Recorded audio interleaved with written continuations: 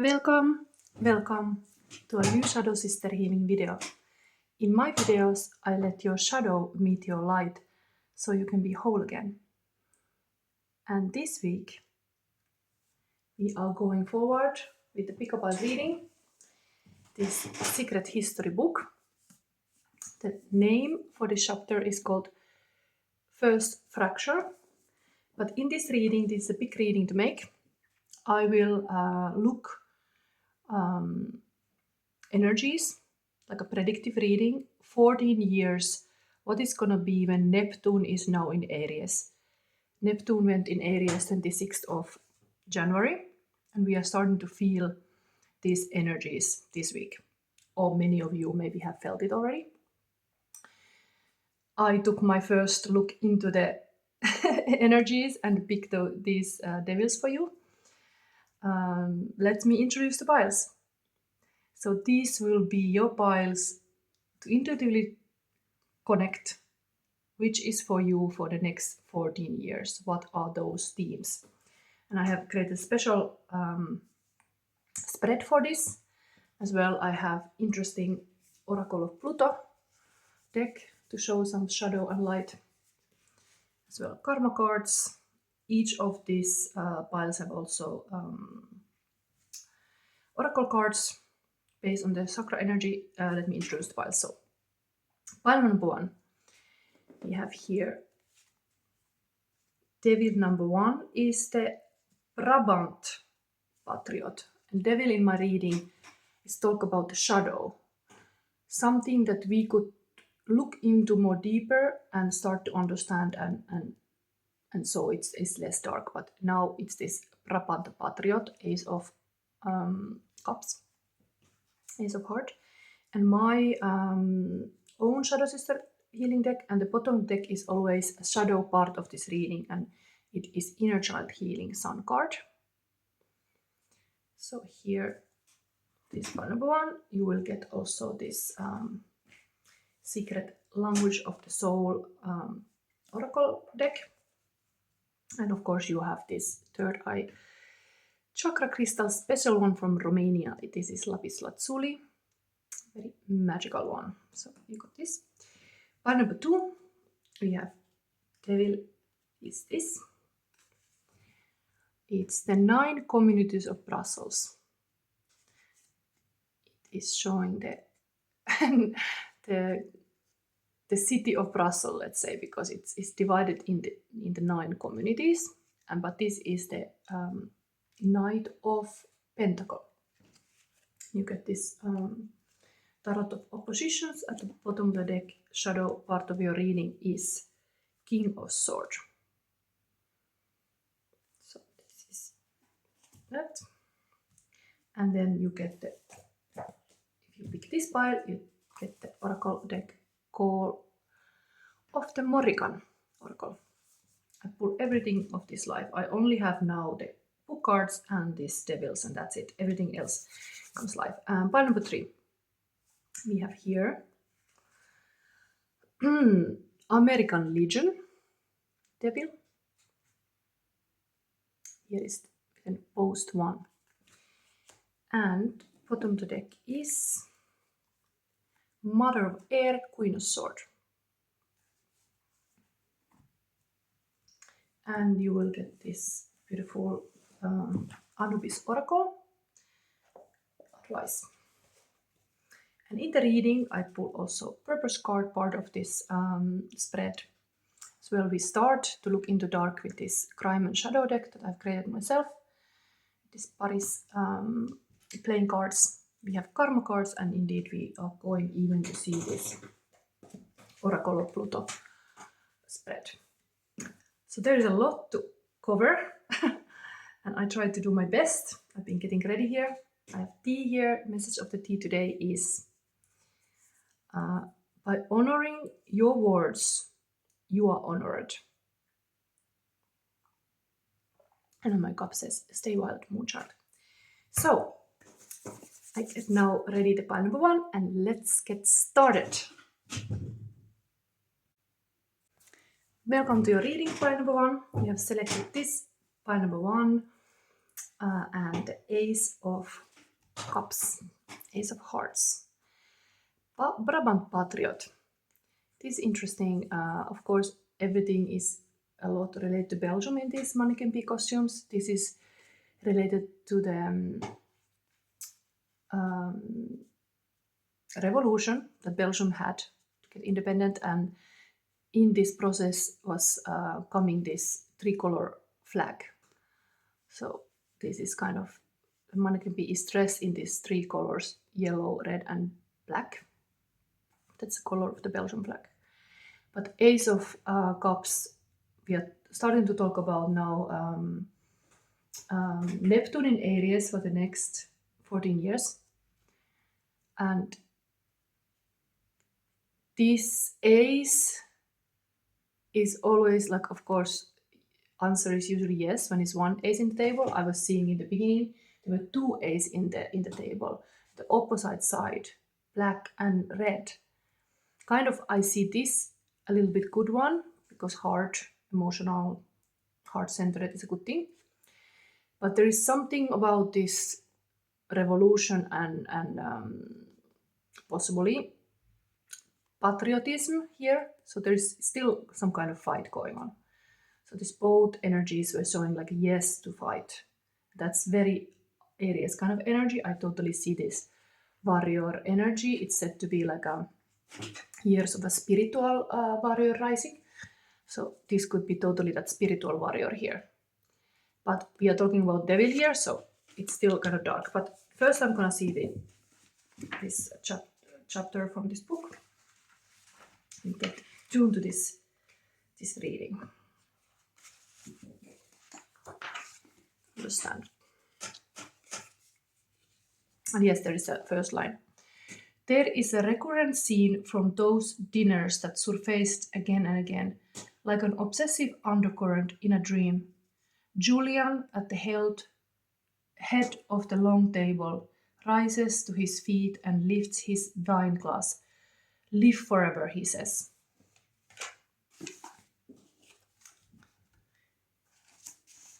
The weekends of Francis' house were the happiest times. The trees turned early that fall, but the days stayed warm well into October, and in the country we spent most our time outside. Apart from the occasional half-hearted game of tennis, overheard volley going out of the court, poking dispiritedly in the tall grass with the ends of our rackets for the lost balls, we never did anything very athletic. Something about the place inspired a magnificent laziness I hadn't known since childhood.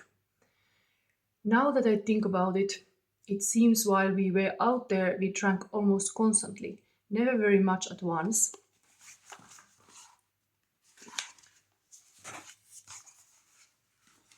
But thin trickle of spirits, which began with the Bloody Marys at breakfast, would last until bedtime, and that more than anything else was probably responsible for our torpor. Bringing a book outside to read, I would fall asleep almost immediately in my chair. When I took the boat out, I soon tired of rowing and allowed myself to drift all afternoon. It was always a tremendous occasion if Julian accepted an invitation to dinner in the country. Francis would order all kinds of food from the grocery store and leaf through cookbooks and worry for days about what to serve, what wine to serve with it, which dishes to use, what to have in the wings as a backup course should the shuffle fall. Tuxedos went to the cleaners, flowers came from the florist. Bunny put away his copy of The Bride of the Fu Manchu and started carrying around a volume of Homer instead.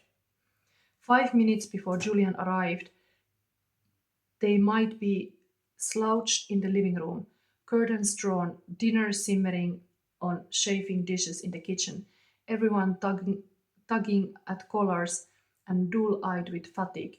But instant the doorbell rang, their spines would straighten, conversation would snap to life, the very wrinkles would fall from their clothes. Though at the time I found those dinners wearing and troublesome, now I find something very wonderful in my memory of them. That dark cavern of a room with vaulted ceilings and a fire cracking in the fireplace, our faces luminous somehow, and ghostly pale. The firelight magnified our shadows.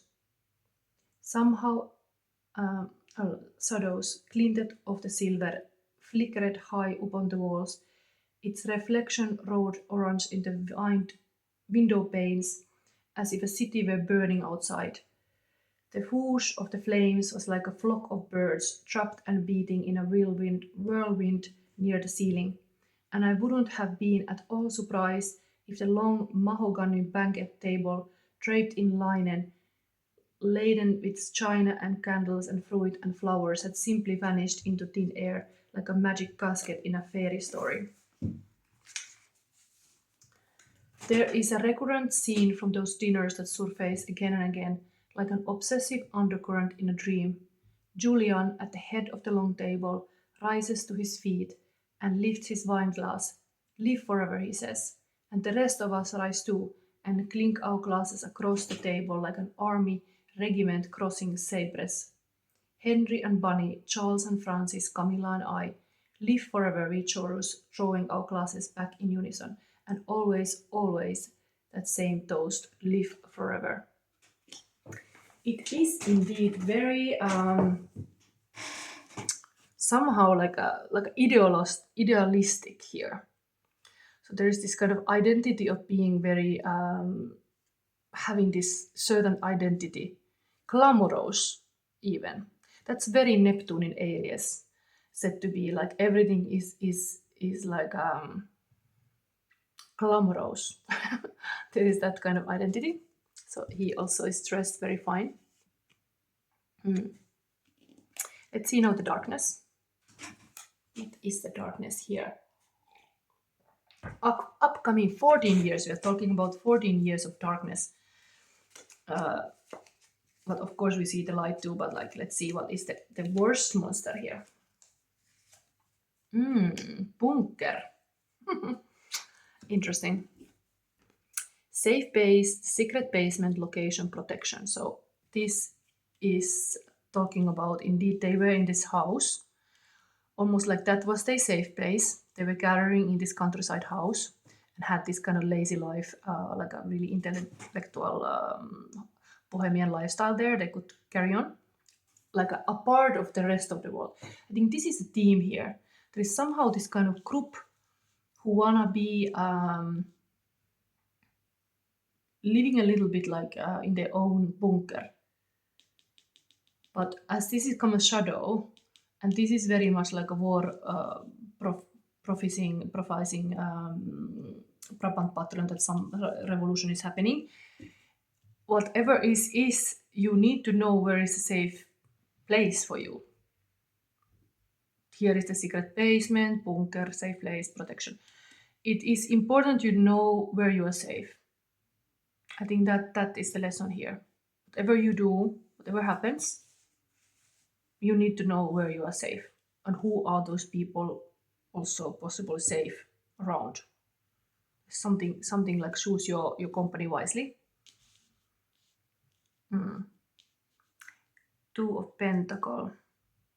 The classic tarot card, there is this kind of like a waves that grows higher and higher, and then this kind of balancing act. Aries in Neptune is definitely this kind of like a water Neptune energy. With this kind of big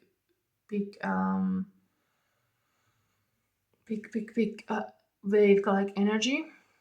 Then we have the Aries, that is this fire. Okay, let's start to look now more. Next thing we're gonna see is, I think we start immediately with this spread. I can talk about this spread I have made for the Neptune in Aries. So it is starting so that we will have a door. So Neptune in Aries Neptune moves from Pisces to Aries 26th of January 2026. And now we have a collective shift. We have a collective shift from the spiritual dreaming Pisces to a spiritual doing Aries. And we're gonna look this kind of door, this kind of portal. What is this portal that you have to pass through? And you have to let in. And in this let me in, this first position, let me in, let me take that already here. I'm gonna say this kind of little enchantment about this. So let me in becomes,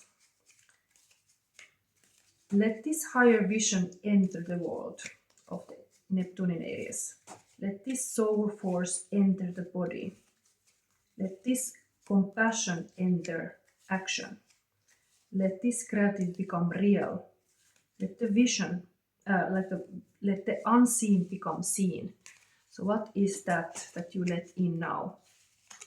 That is this spiritual doing. What is that for you? Star card. Wow, beautiful.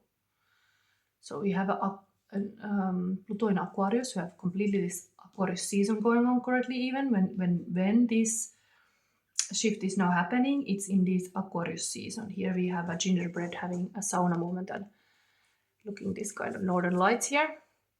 Your experiences are part of who you are and who you will become. The star of your being is rising.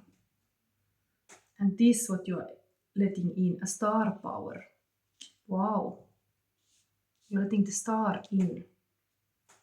The star of your being is rising. So there's really this kind of time to let the hope in, the faith in. This kind of like a dreaming of the better world in. Definitely, that this is in the heart center at warrior. I was not wrong about it. Maybe there is something about the bunker is almost like this person wanna be protecting the heart a little bit. There's this sense of like how safe it is. How safe it is.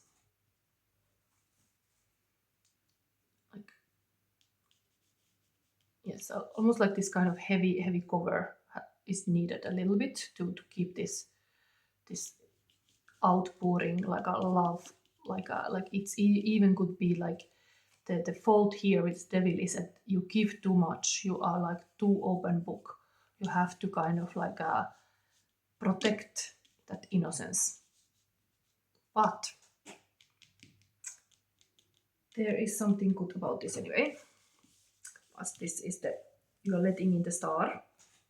You're letting yourself be shining, because maybe we are our own worst enemies sometimes, that we are like not letting us be the shining star, not letting our heart, that is the king of the whole body, the emperor of the whole body is the heart. We don't let that fully be operative. So this revolution is like a heart-centered revolution. Okay. Experience a part of who you are and who you will become, the star of your being rising. And next position is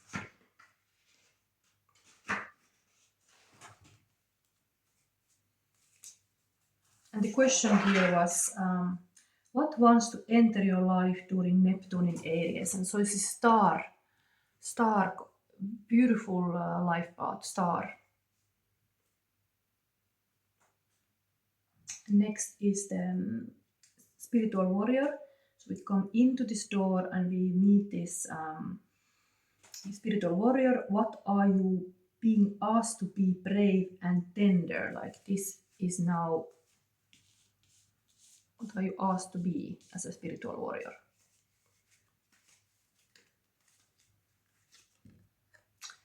Wow. There is this poet archetype, because this is a Knight of Cups. The cup is already here. This is the poet. Spiritual warrior. I was already thinking before I even start this reading. I was thinking that we need, that's why I put this guitar here, we need poets. Poets are those people who are going to the darkest dark to find the treasures. And they are not afraid. And these kind of times of whatever can be war and a little bit fire danger in the air, we need somebody who is able to use words in an intelligent way to make sense of the whatever. This title is also first structure, whatever pain there is, the poets are like able, because they are totally operating with this kind of heart loving, searching the kind of lost words, let's say, of the heart. So they say, you left the paw print in my heart. Like they can feel it. They can feel it. I was inspired. I didn't even tell you why I was inspired to make this Let Me In, starting this reading of the Neptune in Aries, because Michael Stipe and what is it? Vermont. Wait.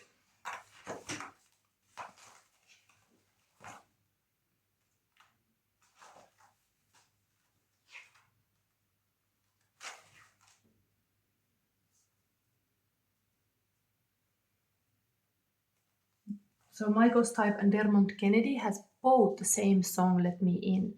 And I was first connecting, when I was starting this reading, I was connecting to this Michael Stipe song, Let Me In. And then I realized, like, oh my God, there is another song also beautiful. And they are both so much the spiritual warrior type. They both resonate to me in this sense. And so it's here. Here is the golden retriever. RM singer and Dermot Kennedy. This type is here. That Let Me In song. Left a paw print on my heart. Wow. Okay. So that is now, you're asking, where are you being asked to be brave and tender? With your loving words, with your this kind of Knight of Cups, moving with emotion. That is now asked to be brave and tender with your emotions.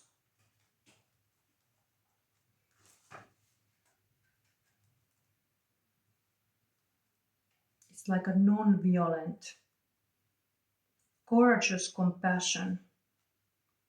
Heroes, I make some notes about just Neptune in Aries that will bring, but it's heroes who fight with empathy, art and truth. That would be that now for you. You're being asked to be this kind of hero who fight with empathy, art and truth, like a poet, a musician.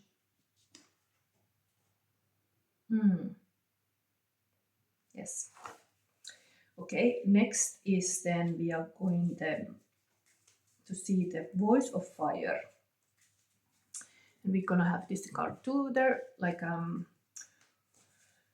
purpose awakening. What unique message, what unique mission is rising in you? So we already have the poet here. What is the unique mission here? Wow, this is totally Aries card. Wow, amazing. We're talking about Neptune and Aries, and this is Aries card. To live a life of virtue, match up your thoughts, words, and deeds. Wow, I'm gonna check which exact Aries placement it was. I was right. It's the sun in Aries, so it's completely the Aries sun. So if you're talking about Neptune Aries, this is totally Aries energy. To live a life of virtue, match up your thoughts, words, and deeds. So while you're asked to be this kind of gorgeous poet, it's also the identity of this Aries, Neptune in Aries. Like the mission is to be this kind of matching your thoughts, words, and deeds. Be like an honorable person. If you say you do something, you do it. You walk your talk your walk. You are like you are a man of a word. This patriot here. You can trust. It's like you have to be this. If you're a leader, like Aries is a leader, completely this kind of boss baby. So this is also really like a boss baby. Like it is just like people can trust what you say, trust what you do. You can lead them in a good place. That's like a star also. It's really wow. Ships are coming in here. It's like huge vision. Visionary leader. Yes, visionary leader. That's the Neptune part, I guess. Able to have this beautiful vision. And then I was supposed to take also this kind of purpose card here. It's additional. This is the angel. Higher self tells you a little purpose.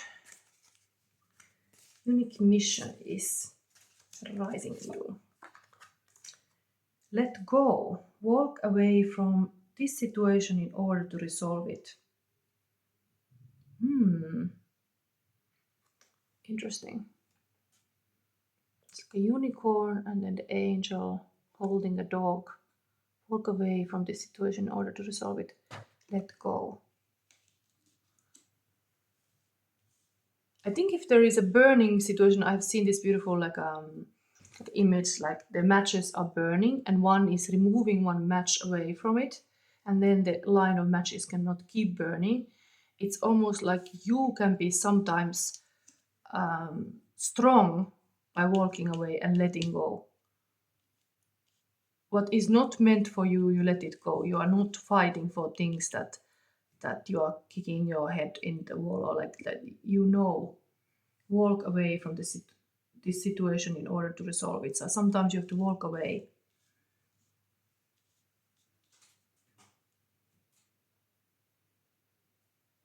I want to give you another one because this is kind of vague.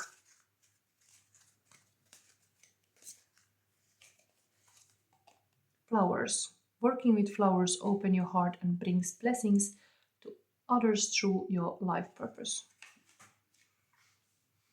This kind of sense of like Venus.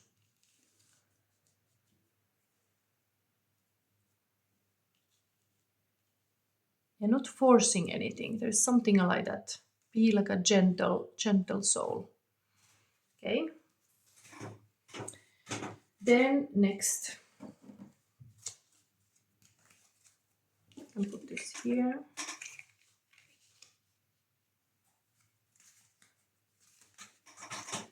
So the last one is then what identity shift will unfold over the next 14 years.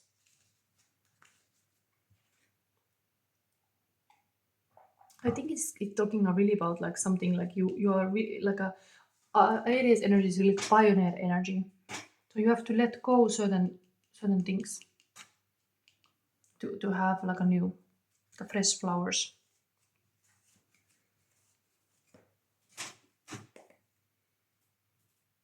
But I am is the how you call this kind of Aries energy. The identity is truly like who you are embodying. So what is that for you? Another two. And it's the same as this. Interesting. It came as a shadow already. And it continues here. So life is like riding a bicycle. To keep your balance, you must keep moving. Einstein. So we started with this and it was here. And it was saying as bunker and safe place. But this was a little bit stagnant, very protective because you are in a one safe place. Here, the message is like you have to keep moving, like with a bicycle. To keep your balance, you must keep moving. So it's calling for this kind of active approach. That's the identity shift. That you are able to. Interesting, this dog is here watching the water and the water lilies on the coast. The gingerbread man is here getting water to sauna from this kind of North Pole somewhere in Lapland.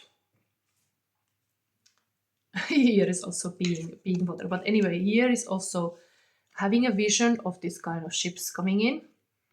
So there is a fleet of like boats. Everything happens in kind of like a coast. And then the gingerbread man is back here balancing on this kind of clever fox.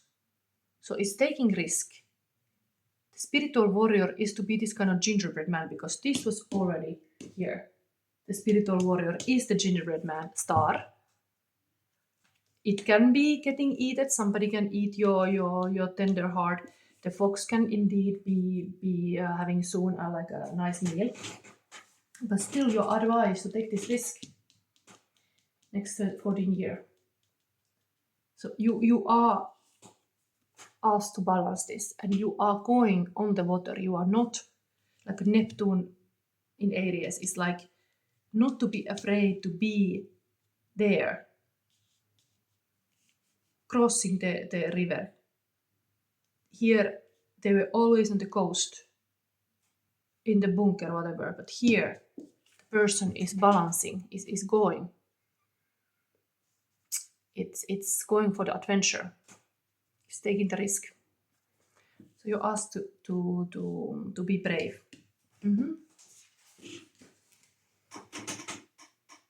It's like a threshold, entering a new identity.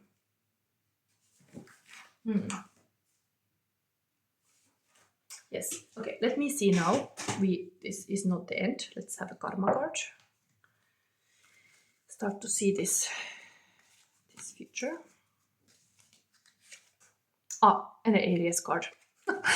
How fitting! Like we are talking about Neptune in Aries, and we have Aries energy. It's already here, and it's here. So spiritual, your willpower. Mental, what you think you know about. Physical, do it your own way. It's to emphasize what the Aries energy is.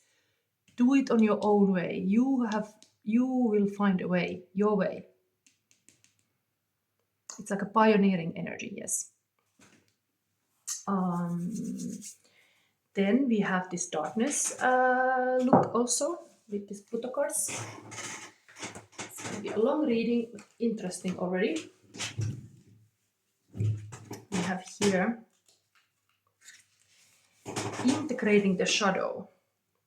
So if this was the shadow, we're having momentarily talk about integrating it. So first one is that is 3-card spread. And this Pluto, Oracle Pluto.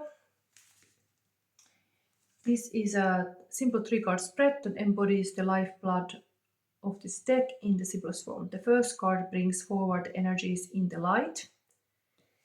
So we can leave it here. Energies of the light. Put it underneath the spiritual warrior. And the second card speaks those lurking in the shadows.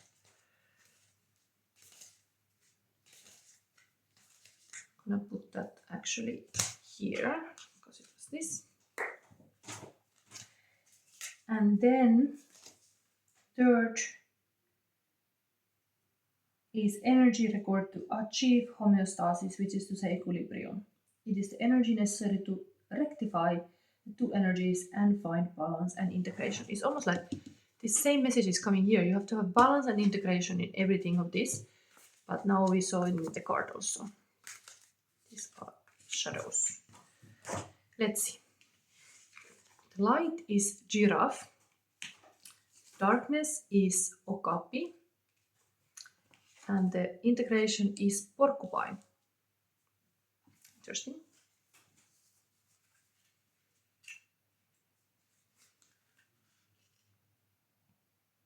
I'm gonna find these cards. Giraffe is balance between the head and the heart, the worldly and otherworldly, walking between the worlds. That's the light. As the tallest mammal in the world, a giraffe lives with its feet planted solidly on the ground and its head up in the clouds, which give this creature an interestingly balanced experience between the tangible and the intangible. When the giraffe shows up in our readings, we are being called to find this place of balance and operate from it. So I'm gonna not read more, let's keep it shorter. The dark is Okapi. Darkness, my old friend, is a fated meeting, event or situation, the higher meaning behind everything. The Okapi is unique creature, partially resembling a zebra, but most closely related to the giraffe. Interesting. It's like a connected. That is indigenous exclusively to the northern part of the Democratic Republic of the Congo. In many ways, the existence of the Okapi seems unlikely, and yet an unknowledgeable number of things align to make its existence so. The presence of the Okapi in the reading may speak to something that feels much the same and begs the question of fate, whether in a meeting or situation.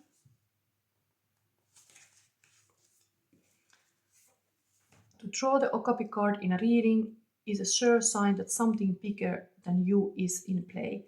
The way things have aligned across time and space to bring you to this moment where everything is falling into place may feel surreal. Moments in our lives where we can see destiny unfolding in front of our eyes are few and far between. There is a deep knowing in our bones that recognizes this pleasant twist of fate, and that same knowing asks us to drink in as much as we can stand, because there is something crucial to be harnessed and learned. Keep in mind that when destiny turns the wheel, it may not always feel pleasant, though it certainly feels big. Sometimes, when everything is aligned to put us on our higher path, it can be extremely difficult. This too requires a certain trust in the way that things are unfolding, even if we don't fully understand why. Look to the higher meaning behind this moment, much is being revealed. And you could further reflect, what do you believe in that is higher or bigger than yourself? Well, there's no right or wrong answer, at least not one that we can embrace with unbridled certainty. There are countless options. One metaphor used to define the many dogmas of the divine is that of a bike wheel. Again, this was also a bike. Life is like riding a bicycle. To keep your balance, you must keep moving. Here also is mentioned the bike. So the divine is that of a bike wheel. There are many spokes, each representing a different sect of belief, but they all lead to the same center. This isn't a call to define God, but to recognize the divine intelligence that courses through all things, all creatures, all outcomes. Wow, that was a darkness. Maybe it's indeed like unseen darkness that is fate. Can still be beautiful. And the integration is now porcupine. Where was that? This is ancestral wisdom. The porcupine, which is body covered in innumerable sharp quills, is a curious creature. Many indigenous people revere this traveling spike ball as a, is it still recording? As a representation,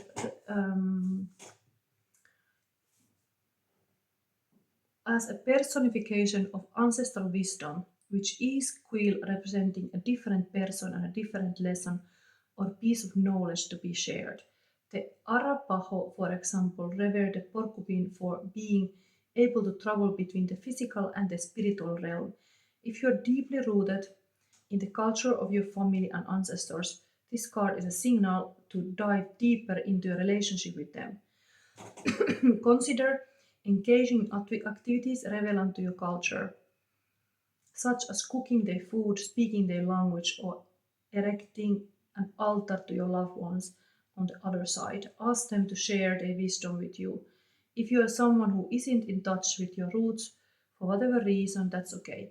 Sometimes delving into the subject of family can be a painful one, especially if the generations of those who came before us are people whose qualities or values don't align with who we are.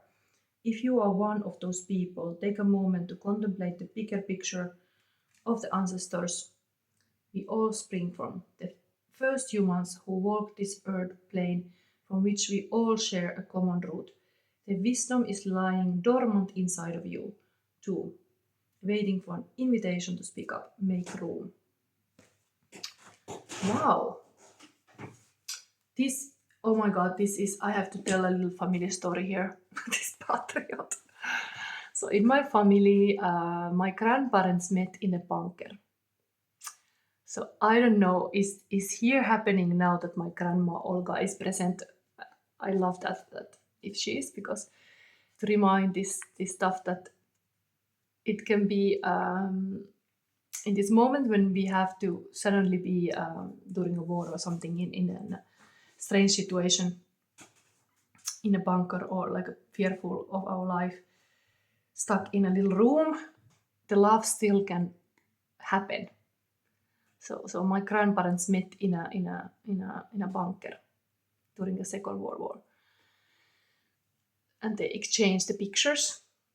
They have some kind of pictures they could give to each other, and then they found each other after the war. So it is possible. There is this 2 number is always a choice also. Who do you choose? It's like a big love.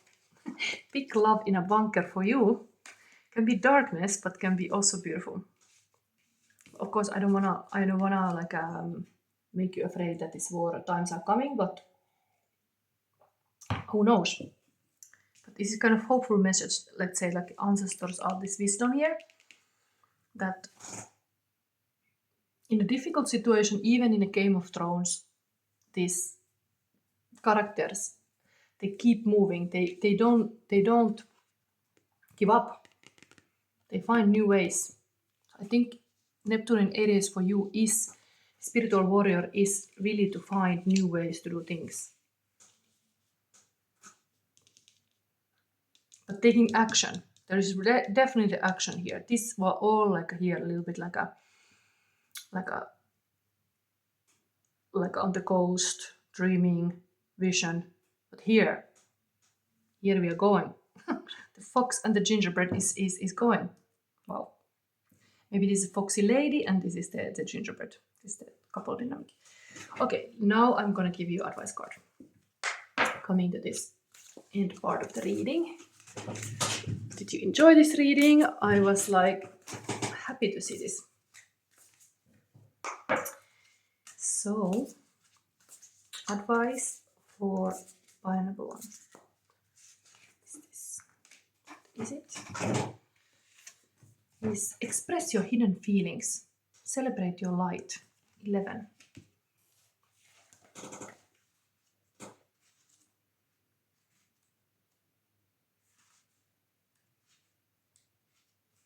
Nice rainbow colors.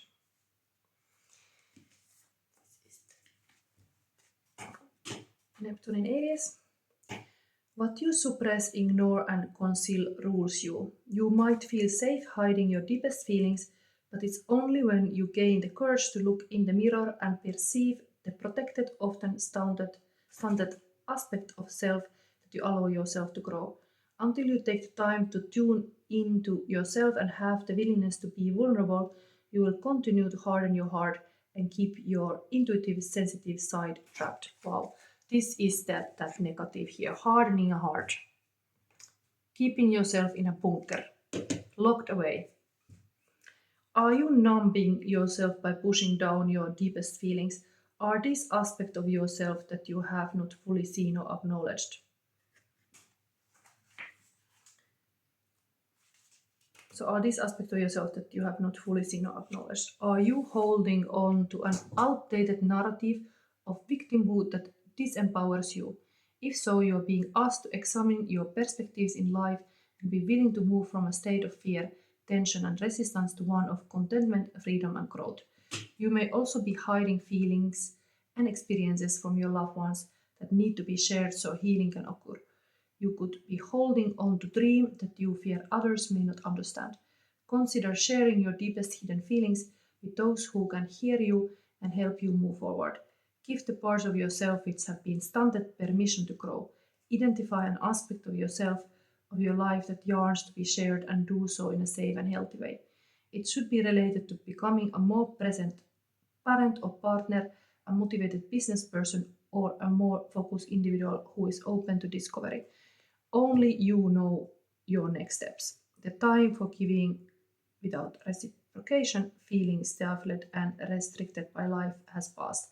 Be brave, release the heavy weight from your chest, embrace your agency, and share from a place of empowerment rather than victimhood. It's time. And healing practice. To integrate the guidance of this card, you may wish to perform the following healing practice.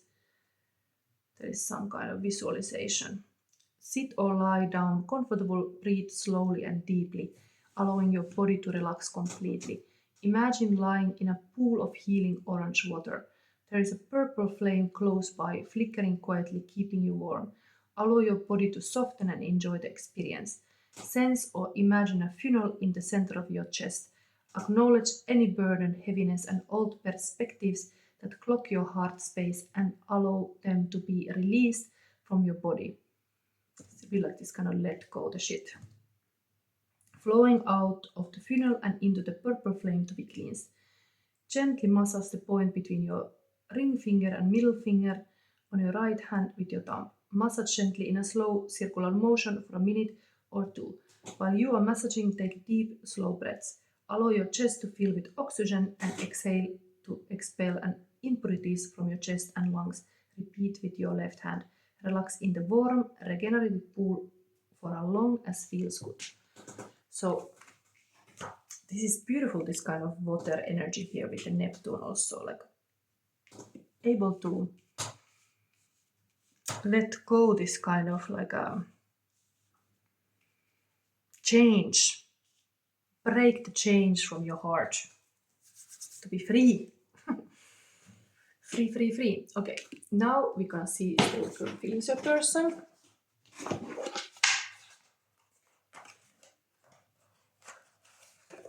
Yeah. Okay.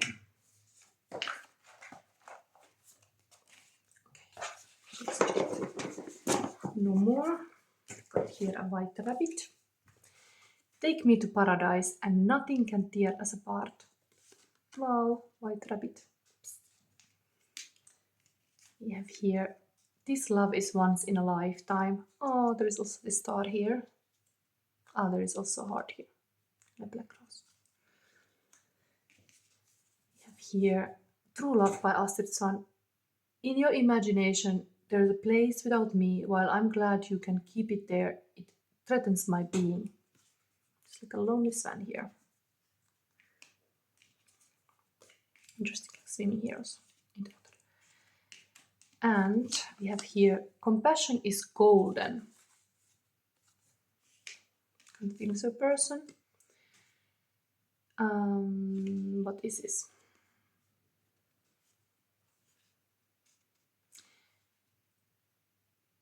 What's the challenge?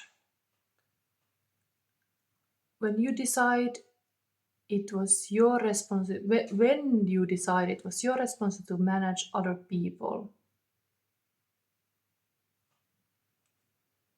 she wanted to be a good, and what would be to be a bad girl? Questions reveal the story. Original decision is revealed.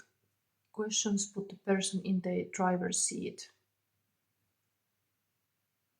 What is this really about? These are like kind of like spiritual coach questions.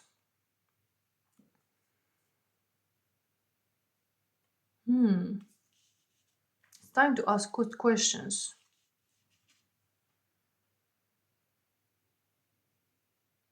Questions reveals the story.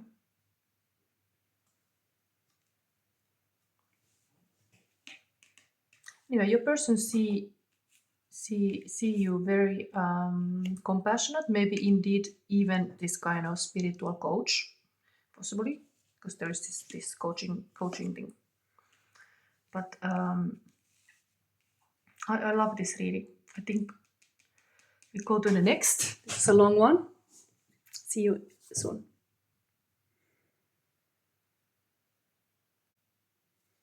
Welcome to your reading part number 2.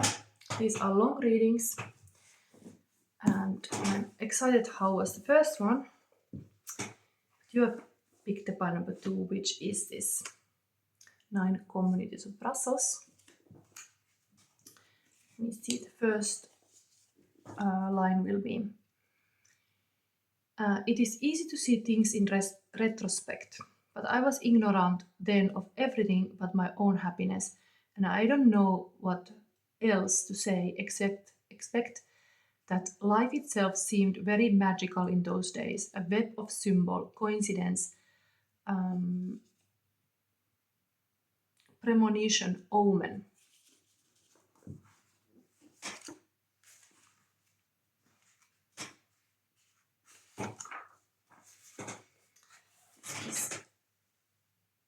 I've titled this whole thing a first fracture.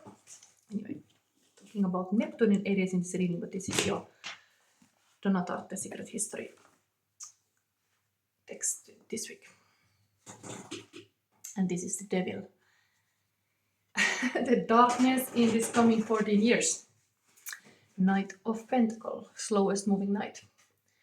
I wonder now that I was around them so much and yet knew so little of what was happening at the end of the term.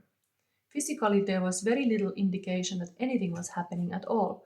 They were too clever for that. But even the tiny discrepancies that squeaked through their card, I met with a kind of willful blindness. That is to say, I wanted to maintain the illusion that their dealings with me were completely straightforward, that we were all friends and no secrets, though the plain fact of it was that there were plenty of things they didn't let me in on and would not for some time. And though I tried to ignore this, I was aware of it all the same. I knew, for instance, that the 5 of them sometimes did things, what exactly I didn't know, without inviting me, and that if put on the spot, they would all stick together and lie about it in a casual and quite convincing fashion. They were so convincing, in fact, so faultlessly orchestrated in the variations and counterpoint of falsehood, the twins' unblinking carelessness striking a bright true note against Bunny's tomfoolery or Henry's bored irritation at rehashing a trivial sequence of events, that I usually found myself believing them, often against evidence to the contrary. Of course, I can see traces of what went on, to their credit, quite small traces in retrospect, in the way they would sometimes disappear very mysteriously and hours later be vague about their whereabouts in private jokes aside in Greek or even Latin, which I was well aware were meant to go over my head. Naturally, I disliked this, but there seemed nothing alarming or unusual about it, though some of those casual remarks and private jokes assumed a horrific significance much later. Toward the end of the term, for instance, Bunny had a maddening habit of breaking out into choruses of the farmer in the dell. I found it merely annoying and could not understand the violent agitation to which it provoked the rest of them. Not knowing then, I do now, it must have chilled them to the bone. Of course, I know these things. I suppose being around them as much as I was, it would have been impossible not to. But they were mostly quirks, discrepancies, most of them so minor that it will perhaps show you how little reason I had to imagine that anything was wrong. For instance, all 5 of them seemed unusually accident prone. They were always getting scratched by cats, or cutting themselves shaving, or stumbling over footstools in the dark. Reasonable explanations, certainly, but for sedentary people they had an odd excess of bruises and small wounds. There was also a strange preoccupation with the weather, strange to me because none of them seemed to be involved in activity which might be aided or impeded by weather or any sort, and yet they were obsessed with it, Henry in particular. He was concerned primarily with rapid drops in temperature, sometimes in the car. He would punch around as frantically on the radio as a sea captain before a storm, searching for barometric readings, long-range forecast, data of any sort. The news that the mercury was sinking would plunge him into a sudden, inexhaustible gloom. I wondered what he would do when winter came, but by the first snowfall the preoccupation had vanished, never to return. Little things. I remember waking up once in the country at 6 o'clock while everyone was still in bed, and going downstairs to find the kitchen floors freshly washed, still wet, immaculate except for the bare, mysterious footprints of Man Friday in the clean sandband between water heater and porch. Um, I think that was like a dog was Manfred. Sometimes I woke nights out there, half dreaming but vaguely conscious of something, muffled voices, some movement, a greyhound whining softly and paving at my bedroom door. Once I heard a muttered exchange between the twins about some bed sheets. Silly, Camilla was whispering, and I caught a glimpse of ragged, fluttering cloth streaked with mud.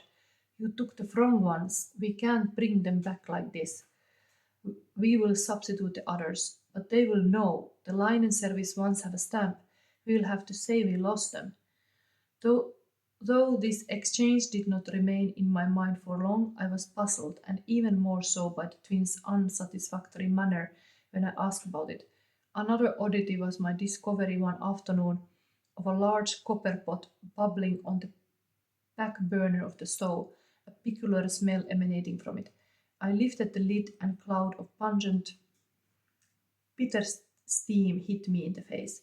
The pot was filled with limp, almond shaped leaves boiling away in about half a gallon of blackish water. What in God's name, I thought, perplexed but also amused, and when I asked Francis, he said curtly, "For my bath." It is easy to see things in retrospect, but I was ignorant then of everything but my own happiness, and I don't know what else to say except that life itself seemed very magical in those days, a web of symbol, coincidence, premonition, omen, everything somehow fit together. Some sly and benevolent providence was revealing itself by degrees, and I felt myself trembling on the brink of a fabulous discovery, as though any morning it was all going to come together, my future, my past, the whole of my life, and I was going to sit up in a bed like a thunderbolt and say, "Oh, oh, oh." So this is the book. Let's see what's coming here. This is anyway then the slowest moving night, and it's interesting, like when the horse year is starting now soon, same as this Neptune in Aries, we're gonna now predict a little bit what is coming in the next 14 years here. This is the slowest moving night. There is really stable night movement going on here. Like the Richard Papen in the book, he's not taking part of those things, but it's observing, but very like into this other students. It's almost like this person is playing safe. Somehow maybe too safe is what is the devil about it. I mean, Brussels is head of the center of the EU, so it's kind of very bureaucratic. Maybe that's also part of it. The darkness, how slow things move. So bureaucratic. Okay, we have here a throat chakra, so things need to be spoken also. It's also part of this, not to be silent child. Maybe there was a little bit this story of this Richard Pipen is to be silent child. Here, throat chakra talks about next 14 years you have to speak up, you have to use your voice.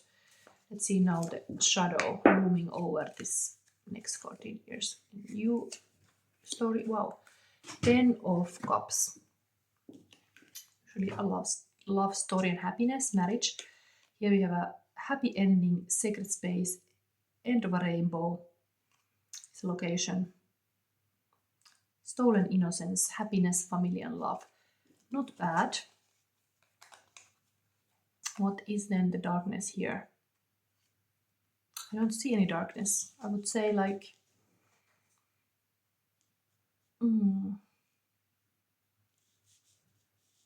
This is Mars in Pisces. It's like a huge dreams that you want to come true. Could it be that this is a big dream,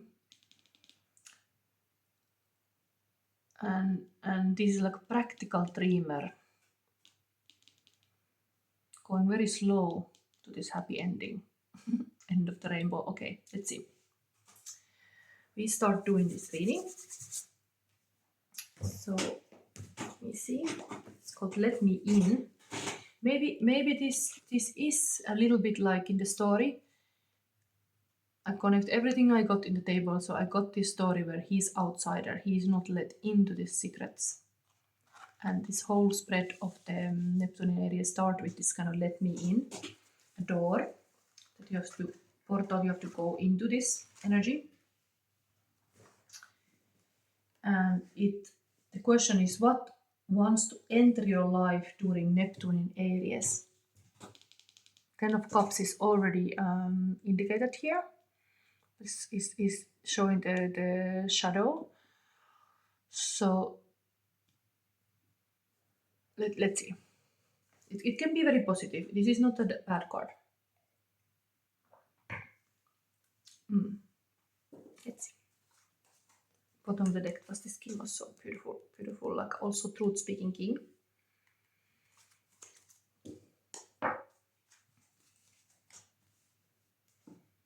So Neptune entered in Aries 26th of January 2026, so just this week. And now we have been past years in Pisces, which is a spiritual dreamer, but this is now a spiritual doing. Indeed, time to make the dreams come true. And "let me in" becomes in the Neptune Aries.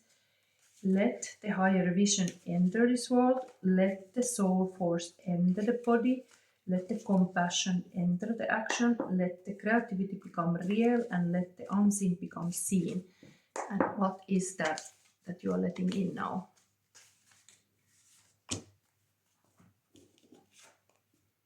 Fool. Wow. Totally new chapter in your life. So this was already talking about a lot of love. But beginner's mindset is when you have everything. You have anything, you have everything. It's like beautiful full energy. Actually, in the old calendar year, it was said like the whole year started with this Aries season, Fool's Day, 1st of April. It's when New Year started in the calendar, in the old calendar. So we have here completely also very Aries season calendar, like a card.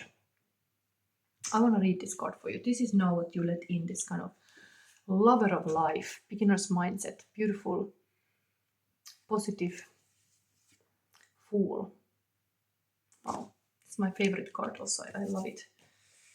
Connect the Red Riding Hood to it also as my own little creative way to see the fool is like a Red Riding Hood. Not to be afraid of the new stuff. That you have to let in Neptune in Aries next 14 years. Whether you travel to unknown destinations in the world or in your mind, you will encounter wonderful energies and forces that you would not experience by standing still in the places you already know. Explore alone or in the company of those who will help you on your journey. Confidence in the future and the soul that is renewed every day will prepare you for new adventures. Waiting for the right moment to walk confidently in the world is propitious, but only if you have already accumulated the best energies at your disposal. Be visionary and pure. Always listen to the voice of the wind and follow its direction. Wow. For us to be letting this kind of voice of the wind, very intuitive part. Yes, you have to be like free-minded. It's nice that both are looking into this love. Okay, next in the Neptune in Aries is, we are getting to this archetype of the, exactly this, it's already showing this card, spiritual warrior. So,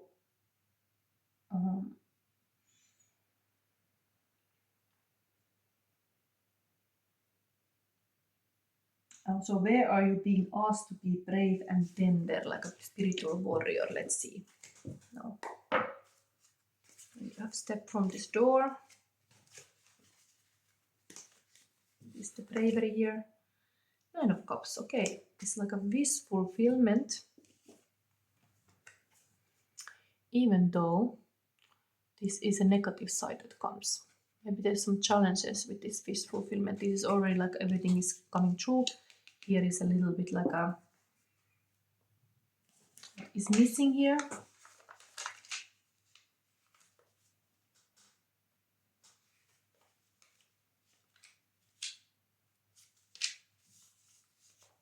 So 9 of Cups negative. The achievement of what you hope for is only partial. You will get more and better by leaving vanity, attachment to matter, and excessive expectation to those less noble than you. Perhaps you have wanted too much and cared superficially about human relationships to the detriment of your goal. This was already warning, like it's hard to get this 10 of Cups, and here is also like a warning about the, you have to be avoiding like a superficiality in the relationships.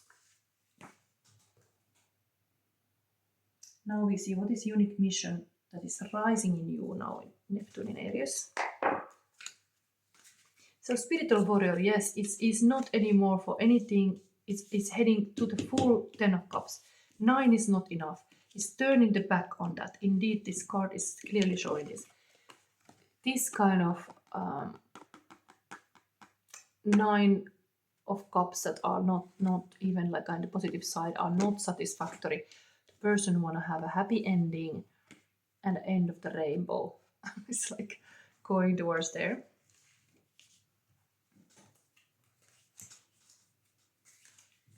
What is the unique mission? Now, pile number 2, unique mission. Wow, High Priestess. Beautiful. I start to think this reading is for me. This is a good side of the High Priestess. Really this kind of guide, inner guide.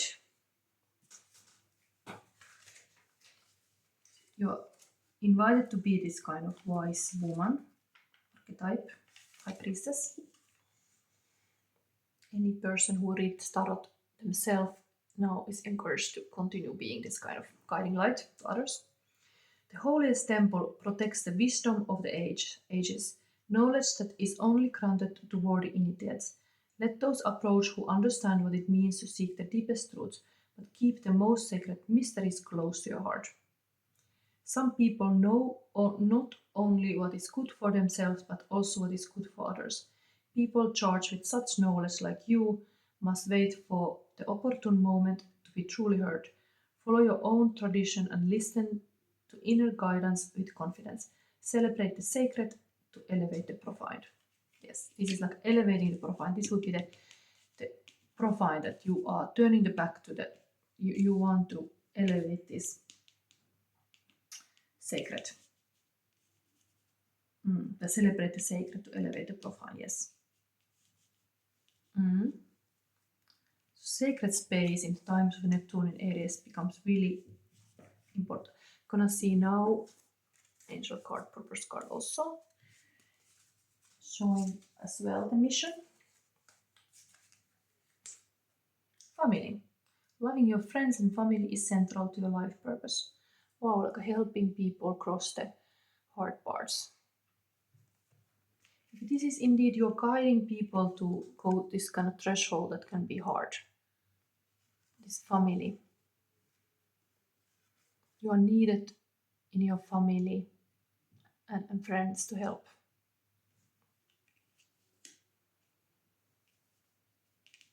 This is also like a very family card. Okay, then we have here.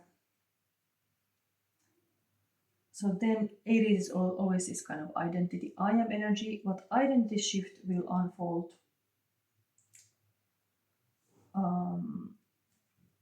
for the next 40 years?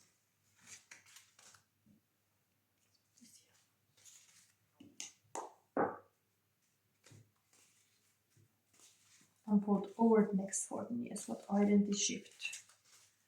1 of 2. 3 of Swords. I think it's a positive thing about life, but this is like really rising, getting the pain from this, like a wisdom from this pain for sure. It's usually heartbreak.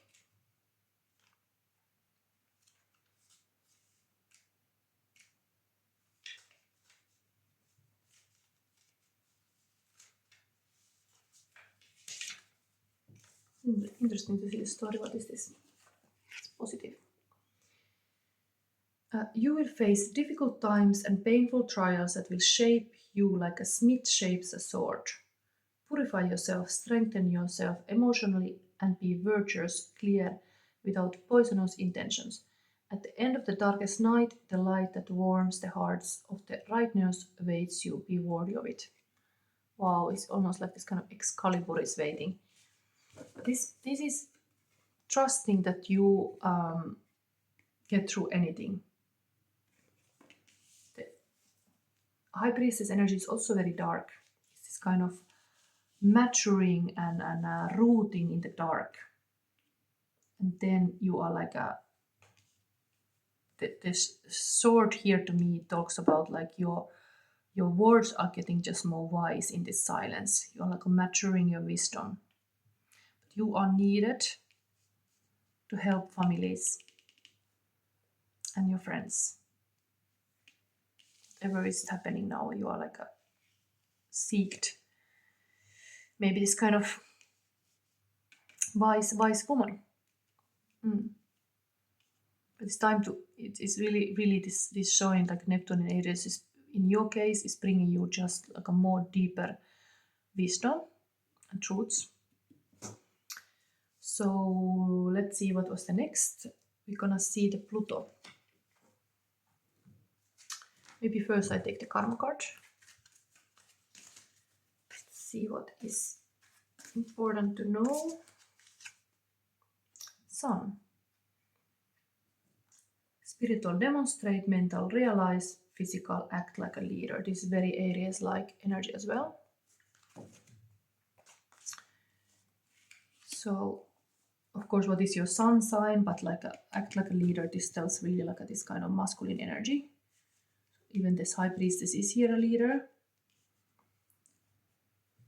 Yes, it's important to embody this leadership qualities, to be some kind of like take the stand. Like if you know something, usually High Priestess is somebody who just knows things, is really connected to this inner wisdom and guidance. Then you can be truly guiding people who need your help. Okay, let's see now this Pluto. This is showing darkness. More. So this deck is dedicated to anyone who has dared to traverse the inner landscape and unearth the power that lay dormant there. It's very fitting this intro of this whole from Pluto to this particular file. I think this happy ending can be indeed in the it's there, but you need to just keep going.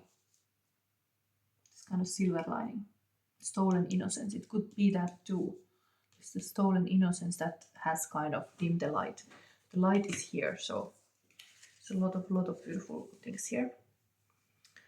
For the next 14 years, the sun is shining to you, after all. So we have this spread integrating the shadow. So first is showing you the light. This reading is still going.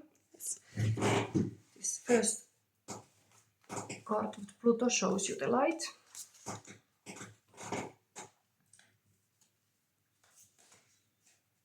First card brings forward energies in the light, while the second speaks to those lurking in the shadow. So the light for you is this. And the one in the shadows is this. Then we have the third one that shows this integrity. Third card is the energy required to achieve homeostasis, which is to say equilibrium. It's the energy necessary to rectify the two energies and find balance and integration.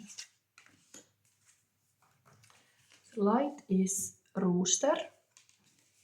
Darkness is pigeon, interesting bird here. And everything is bird. Wow. Interesting. The pigeon or doe is here also. And this just was really like moving here also, this feather. Okay. So light is the rooster. Let me find those things from the book. Interesting thing I noticed immediately with the numbers. Sometimes numbers are connected to angels, and here we have always like a. This was in the 57. This one is in the 17. And this is in the 47. It's interesting that how they are always in the something like a 7. So anyway, rooster is here. Is dominance. So that's the light now. As the male half of this deck, poultry duo, the rooster exhibits incredible dominance. These birds are naturally territorial, aggressive, and in charge. If another rooster enters the flock, the two are quick to battle it out. If rooster energy is at play, you may find yourself being challenged by another alpha and having to assert your dominance. If this card arrives alongside the hen, then you are in an arena of power plays. Who is in submission and who is dominant? If you are feeling territorial or jealous, ask yourself, why is it necessary for you to start up of what's yours, or is this a moment to hang back? It's also possible that you are disregarding the boundaries and needs of other people to make sure you are the top dog. If that's the case, it's time to take a step back and recognize that relationships of all kinds work best where there is mutual respect for each other's autonomy. Just as you don't want to be stepped on, neither does anybody else. So the light is anyway this dominant alpha. The darkness is the pigeon. It's situational awareness, knowing your way back home, the present moment. What comes to mind when you think of pigeon? Your gut reaction may be silly. If not Disney bird, despite this unflattering reputation, these birds have also been used to deliver messages, signals, and other life-saving information throughout history. The use is recorded as early as 3,000 years ago in ancient Rome. If the pigeon has graced you with its presence, now is the time to practice mindful awareness. Ground yourself into the present moment. Notice the space around you, its sights, its smells. Notice how you feel emotionally and how you feel physically as you take in the details around you. What new information emerged? Practice the same exercise for the situation that called you to use this deck in the first place. So this is the darkness. I think there is something about maybe very sensitive, like about like this pigeon thing, like sending messages. Something about like the darkness would be your notice this kind of movement around you, or like a very sensible about your surroundings, something like that. Okay, anyway, the integration is the turkey, so it's a also primal instinct, staying wild and free. There is a pronounced difference between a domesticated turkey and a wild one. Domesticated turkeys are notoriously dumb and homogeneous, while their wild counterparts are much more cunning.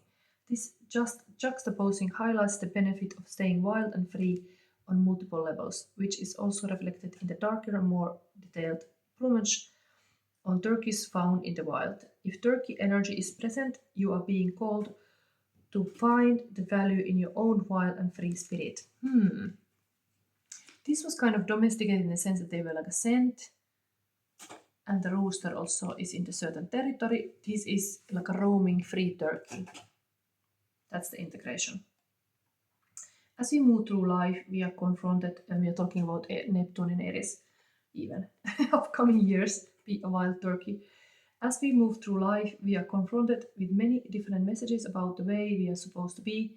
It's very possible that we have been given conflicting messages from different people. However, it's important to recognize that people love to project. We all do it from time to time, but others' expectations of us are really about them and have nothing to do with us at the root. This card is an invitation to get back in touch with your true essence, the wild spirit that you possess inside that only wants to be free. Who are you without the weight of projections of society, other people, your family and friends? This is really this kind of spiritual warrior. Trust yourself. Trust your instinct. Give yourself permission to just be and know that you are good enough just as you are. Self-acceptance here. That's the integration. Sun shines on you again. There is not like everything that you ever went through in the dark night of the soul is like just lesson to be learned. And indeed this text was saying like here also like this is like with just getting a sharper knife through this hellfire. So it is this you are just gaining wisdom, whatever you're going through. Accepting this kind of darkness also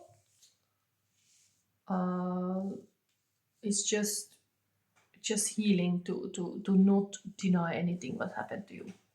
Take it like a strength, that you are like a stronger than any of these swords that came at you. Okay, now we're gonna go to this interesting advice, which is coming from the Call of the Morrigan. It's very warlike, warrior style deck. Let's see what we get here. Hope this video keeps going. It's interesting reading. I don't wanna lose any of it. If you like it, if you do, give me a like, and if you're a new one here, subscribe, of course. Help my channel to grow. So this is Neptune in Aries. Now this is your card. For the consequences. Interesting.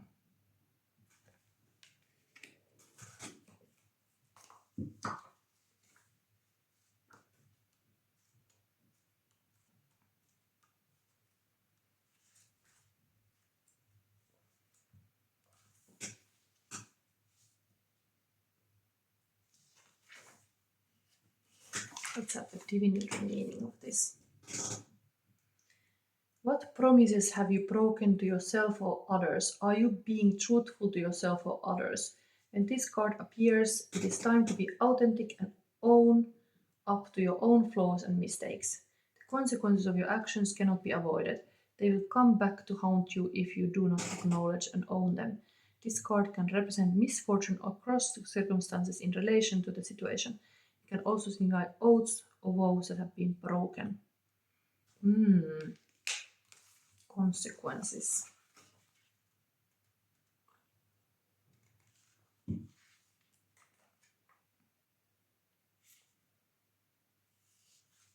Maybe we have to read this whole thing. I was thinking it's a lot, but Bulb stands naked before a burning building.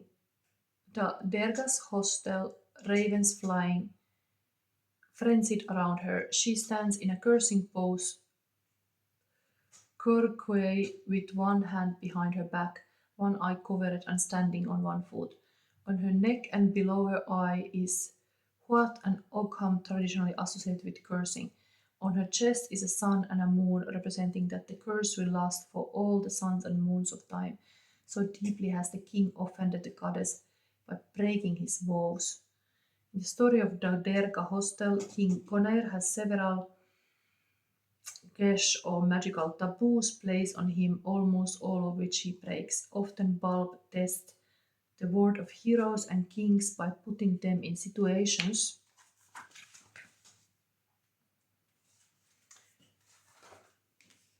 where the easy solution is to break their gaze to test their worthiness. While staying at the Derga's hostel, Barb appears to Conair, asking for entrance. The king's last case was not to admit a lone woman into his home after the sun had set. If he refuses, he would be breaking the rules of hospitality. Bulb reminds him of his and mocks him and speaks to him in a cursing pose. He lets her in, breaking the final gaze and sealing his fate. Having broken all his vows, the hostel is burned down and Conair loses his life. Ooh, this is very, very like a doomsday looking. But maybe it's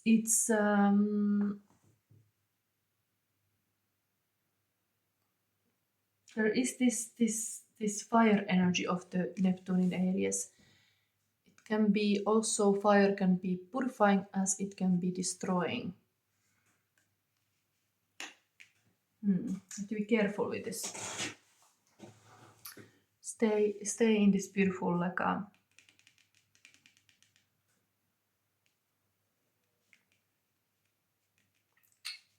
wise energy.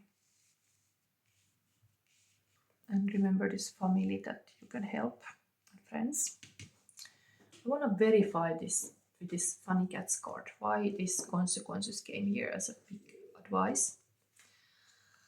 What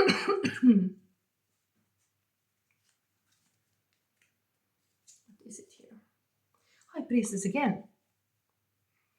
So High Priestess here. So this is showing that the High Priestess can be also very this kind of wild woman that can show also very fire side to it.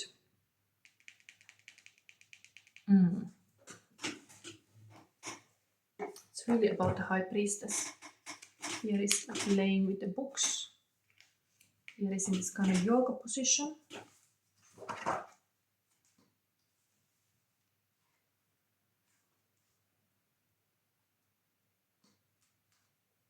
Voice of fire. What was this? This was like a let me in. Spiritual warrior.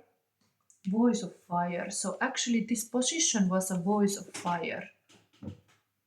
Purpose awakening. What unique mission is rising in you? And then we have this card indicating the same. Consequences. You have to give consequences. Like there is this thing about Aries energy.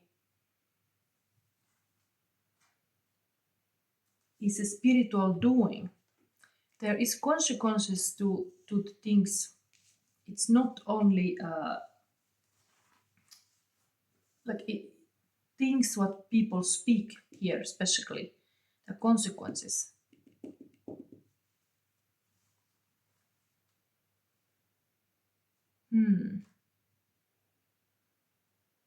New identity.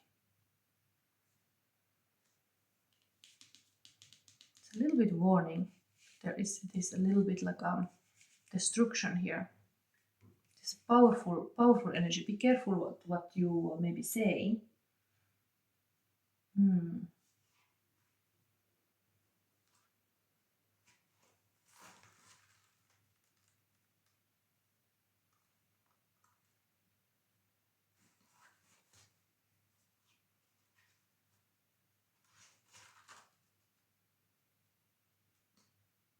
Yes, I was like taking some notes of them of this.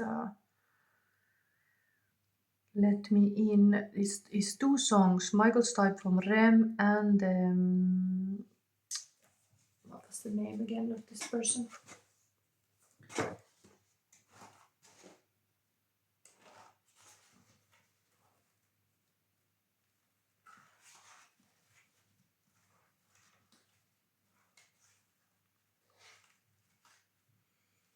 Yes, Dermot Kennedy. They both have done the Let Me In song. This one wanted to enter this castle as well, let me in. And it's weird story about burning everything down. Wow. This is like a new identity. Like a strong person. He was talking about this alpha person. Like, whew, what can I make of this? Neptune in Aries.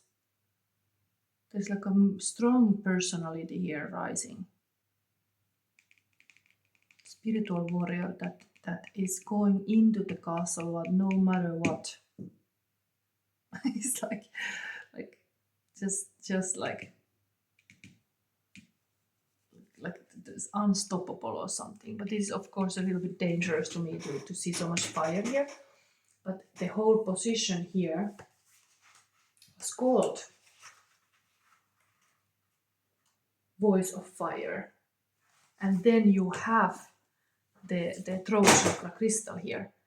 So you are like a igniting like a fire in people when you speak.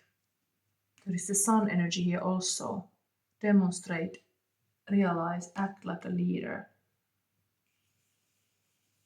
You can really, the voice is the fire. The voice is something here. Changing stuff.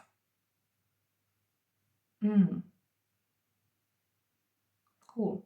Okay. Current feelings of person. Hope this is still going. It's a long reading. Last part of the reading. Current feelings of your person. Highest person on the planet for you.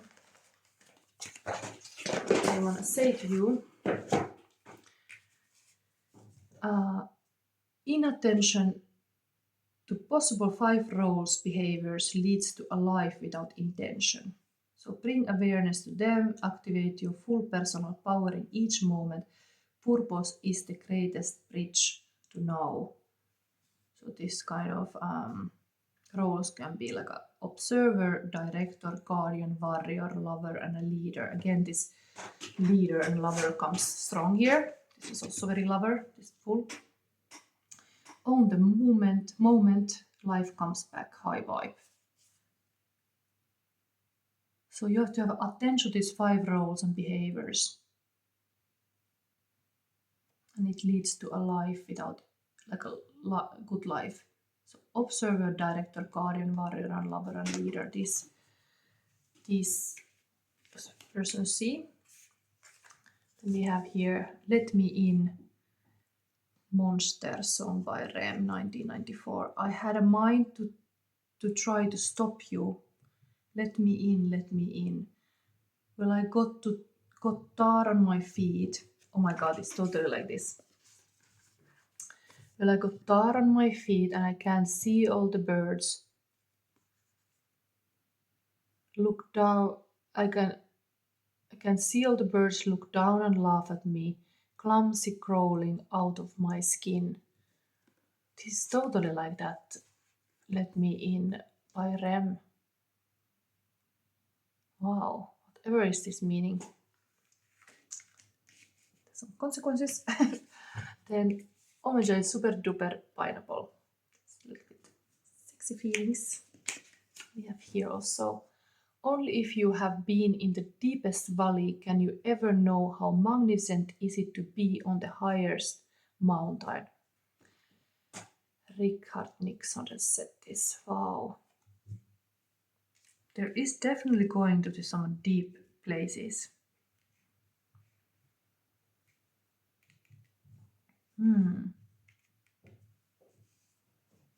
Next 14 years in this pie looks like it's a very beautiful spiritual warrior journey. To be free, to be wild, to embody your personal power. Firepower is in your words. Yes. Speak the fire. Speak with passion. And there is this let me in. That's the new identity you have to let in, this kind of spiritual warrior that do things, makes the doors open. Okay, I think this was your reading, pile number 2. Let's prepare the last ones. Welcome to your pile 3 reading, pile number 3. I'm getting a little bit tired here, but this is your Devil card here, American Legion for the next 14 years. Ace of Swords, whatever is coming here, and the crown chakra is this kind of guru energy. Now this is your secret history quote. First, look to it. In the water, a dark plume of blood blossomed by the foot. As I blinked, a thin red tendril spiraled up and curled over her pale toes, undulating in the water like a thread of crimson smoke. Jesus, what did you do? I don't know. I stepped on something sharp.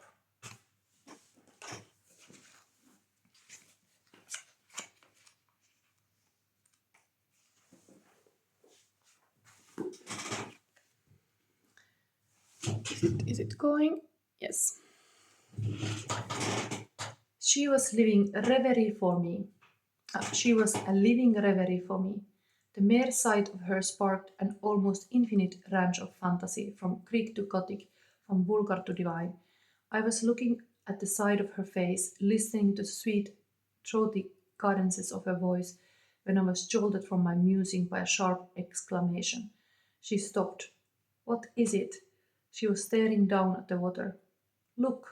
In the water a dark plume of blood blossomed by her foot. As I blinked, a thin red tendril spiraled up and curled over her pale toes, undulating in the water like a thread of crimson smoke. Jesus, what did you do? I don't know. I stepped on something sharp. She put a hand on my shoulder and I held her by the waist. There was a sharp shard of green glass, about 3 inches long, stuck in her foot just above the arc. The blood pulsed thickly with her heartbeat. The glass stained with red glittered wickedly in the sun. What is it? She said, trying to lean over to see. Is it bad? She had cut an artery. The blood was spurting out strong and fast. Francis, I yelled. Henry! Mother of God, said Francis when he got close enough to see and started splashing toward us, holding the skirt of his robe out of the water with one hand. What have you done to yourself? Can you walk? Let me see, he said, out of breath. Camilla tightened her grip on my arm. The bottom of her foot was glazed with red. Fat droplets stickled off the edge, spreading and dispersing like drops of ink in the clear water. Oh God, said Francis, closing his eyes. Does it hurt? No, she said briskly, but I knew it did. I could feel her trembling and her face had gone white. Suddenly Henry was there too, leaning over her. Put your arm around my neck, he said. Deftly he whisked her up, lightly as if she were made of straw, one arm under her head and the other beneath her knees. Francis, run, get the first aid kit out of your car. We'll meet you halfway. All right, said Francis, glad to be told what to do, and started splashing for the bank. Henry, put me down, I'm bleeding all over you. He didn't pay any attention to her. Here, Richard, he said, get that sock and tie it around her ankle. It was the first time I had ever thought of a tourniquet, some kind of doctor I would have made. Too tight, I asked her. That's fine. Henry, I wished you would put me down. I'm too heavy for you. He smiled at her. There was a slight chip in one of his front teeth I never noticed before. It gave his smile a very engaging quality. You're light as a feather, he said. Sometimes when there's been an accident and reality is too sudden and strange to comprehend, the surreal will take over. Action slows to a dreamlike glide, frame by frame, the motion of a hand, a sentence spoken fills an eternity. little things, a cricket on a stem, the veined branches on a leaf, are magnified, brought from the background in achingly clear focus, and that was what happened then.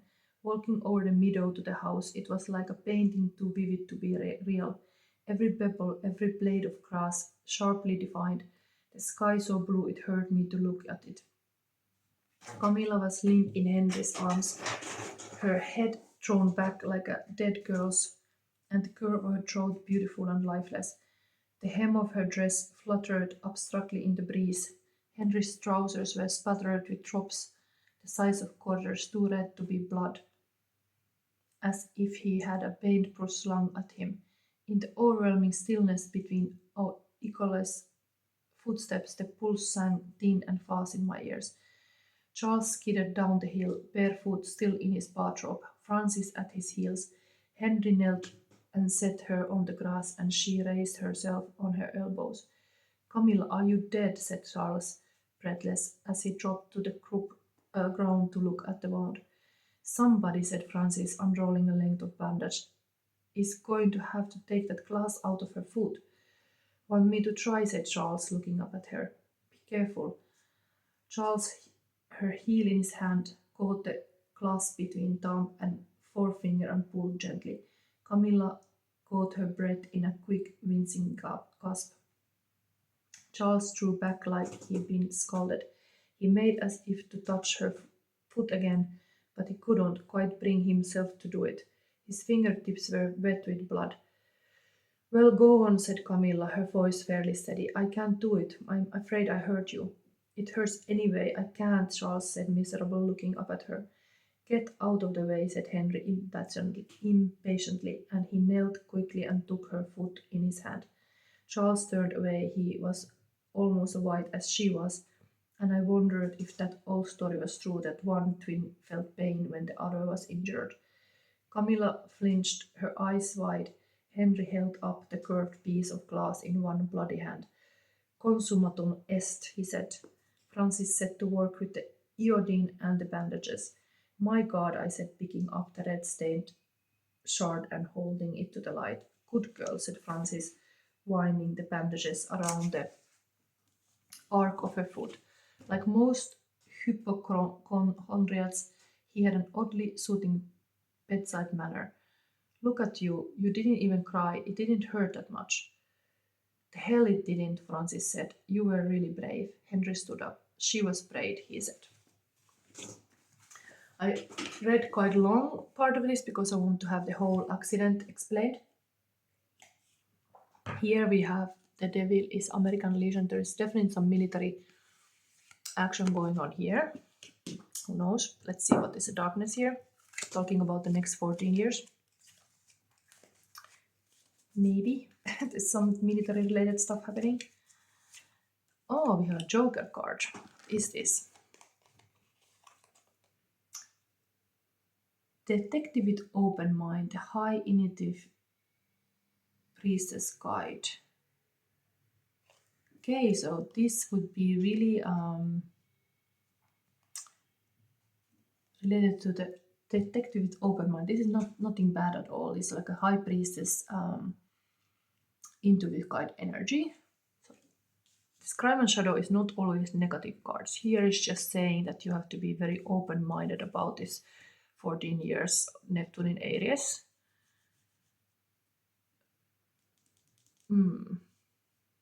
Okay, start to do the spread. And I hope this camera is still going. Yes. So it starts with this let me in. That is a door, a portal to the Aries energy. What wants to enter your life during Neptune in Aries? And now we're gonna look it. So we have been in the Pisces, what was like a spiritual dreamer, but now we are in spiritual doing Aries. We're gonna see these cards. What is this? What wants to enter your life during the Neptune in Aries? Let's see immediately. Okay, Maiden of Air. This is Knight of Sword. So the sword energy continues. It's interesting how it's like actually when I was like looking, this card is connected to Mars in Aquarius also. Tuesday there was this kind of joint of Mars and Pluto in Aquarius. This is definitely decisive, career-oriented person. Going to be like a taskmaster doing everything. I'm gonna read this. It's maybe a bit softer in this deck because it's like a maiden, feminine energy, but I'm always saying this is kind of, I keep her alive. Like you keep this kind of young, youthful maiden energy alive because that's kind of the passion in you, this teenager energy. Even though that's night, so it's let's say like a movement of passionate purpose.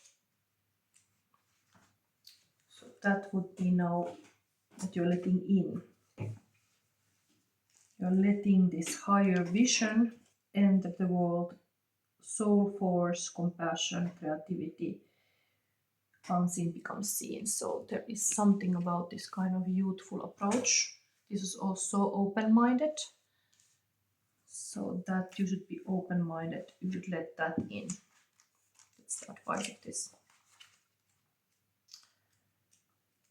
Let me see, where is this course?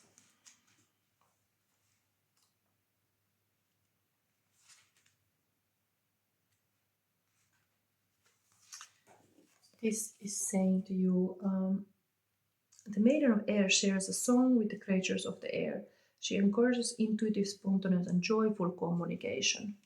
Wow. Joy, that is Aries, can be really like a full of this kind of passionate joy. So yeah, this card advises you to let in this kind of intuitive, spontaneous, and joyful communication. Okay, go forward.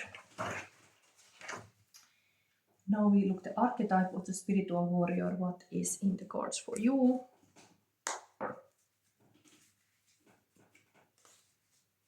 Where are you being asked to be brave and tender?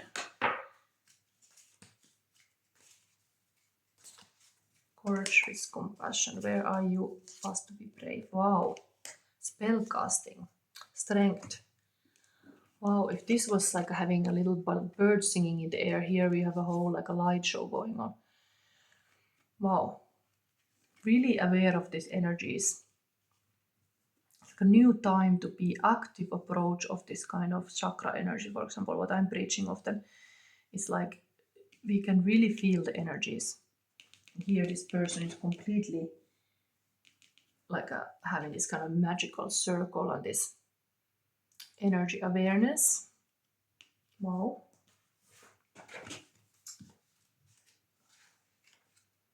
It's connected to the Leo card, even this 8, so it's beautiful that this is like I'm doing this reading about the full moon in Leo, so I think there's some kind of Leo powers here. Creativity for sure. You are asked to call in this creativity aspect of the fire for sure. Let's see. Spellcasting, strength. Magic is focusing the will and working with the divine, and yeah, will is very Aries energy. So magic is focusing the will and working with the divine energies present to create positive change in the world. Learning to recognize and work with energy is relatively easy. The challenges are controlling our will and on creating positive change. As humans, it seems that part of our lesson on earth is to master up and properly channel our will, which sometimes seems too weak or too strong. Creating positive change is also difficult. We don't always want what is good for us or for others. Also, if not always a simple thing, it's not always a simple thing to know what is for greatest good. Managing our will takes practice, discipline, and patience.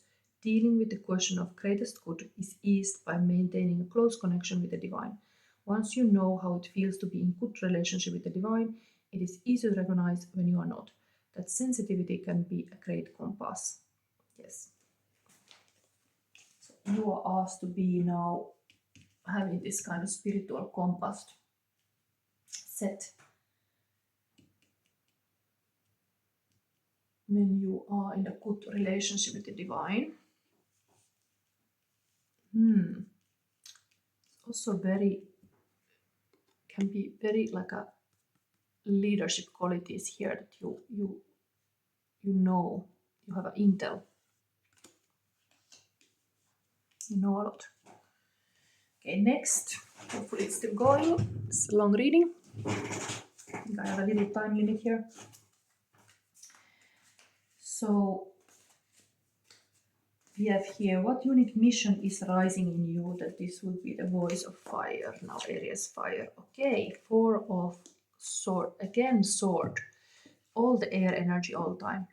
Everything is like a managing this kind of like communication or like ideas.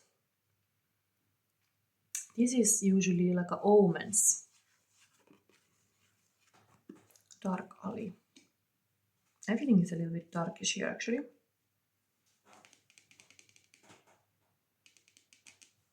Before I read this, I'm also gonna pull the angel card, because this is all these kind of little angels almost flying here also in the alley, and there's a black cat and there's a raven and all this kind of omens.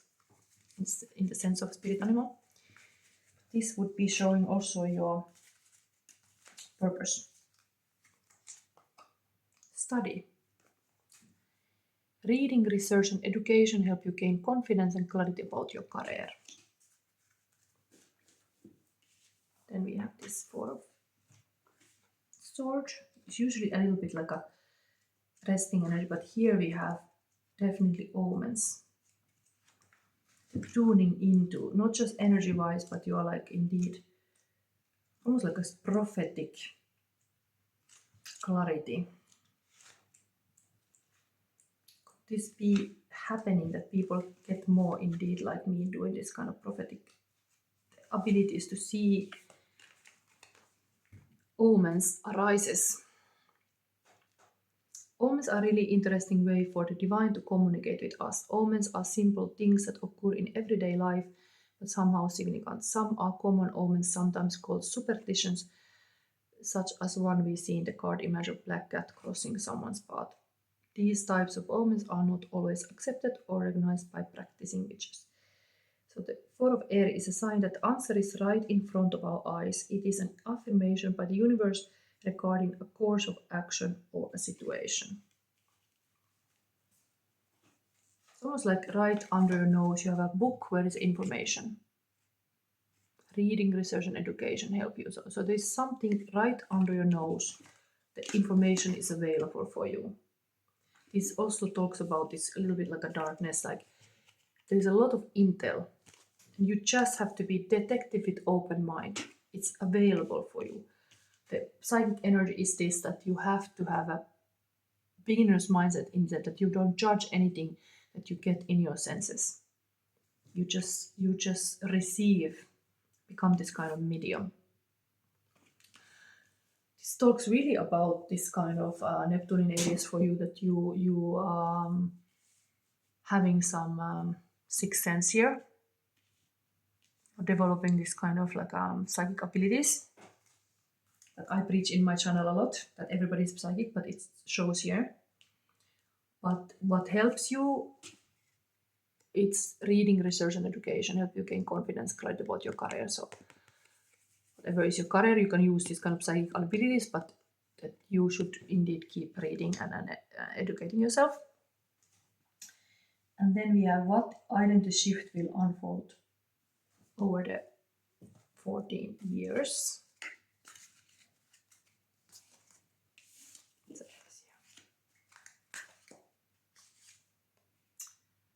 This is astrology.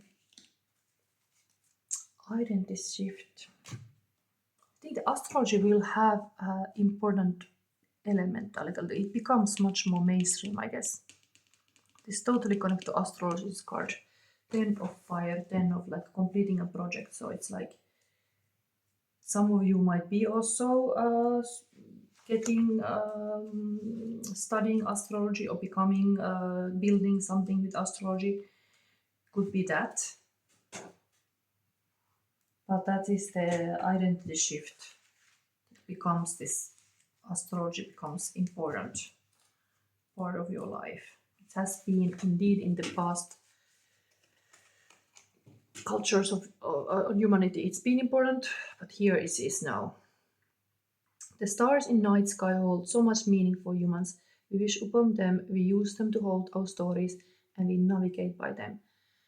Astrology, the stars play nearly the same functions as constellations. They represent the signs of the zodiac, which, remember, are the roles the actors planets play. They represent the people we wish to be or characteristics we dream of having. They tell us who we are. They help guide us through life. The Ten of Fire indicates that events in question cannot be changed, and that there is a role that must be fulfilled or an action that must be taken. The actions we take in the face of unalterable facts define our nature and shape our character. Talking about really, there is like an element of fate associated with the stars, as if our futures were all written out across the skies.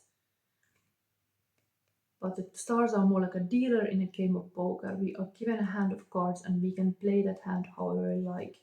It is an odd juxtaposition. The role of fate simply serves to highlight the necessity of our choosing how to respond.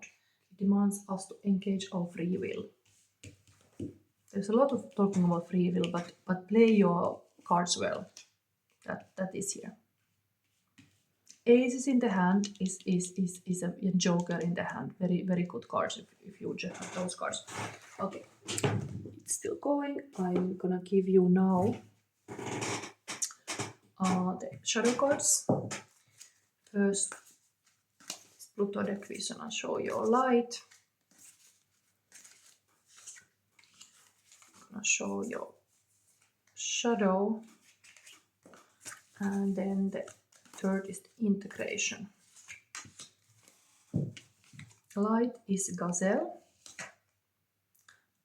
darkness is eagle, and integration is lizard.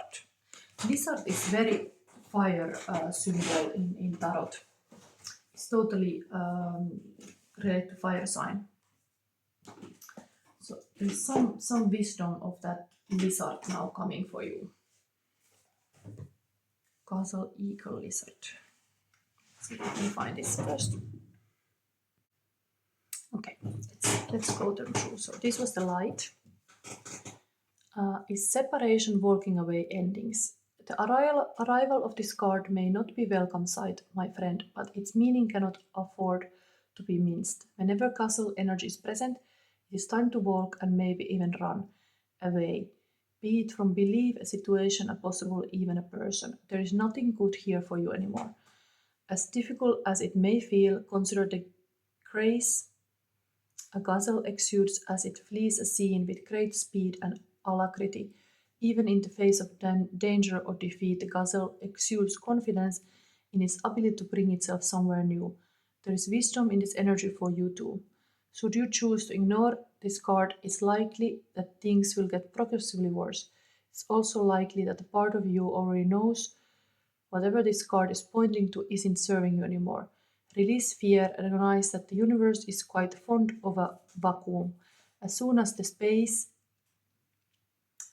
this situation was taking up is cleared out, something bigger and better will come and take its place. That's this kind of being alert as a gazelle is a good thing, but what is then the eagle is the darkness here. The spiritual messenger, protection, the bigger picture. To see the elusive eagle in the real life is rare and fleeting. Those who are lucky enough to behold this majestic creature know its unique wonders.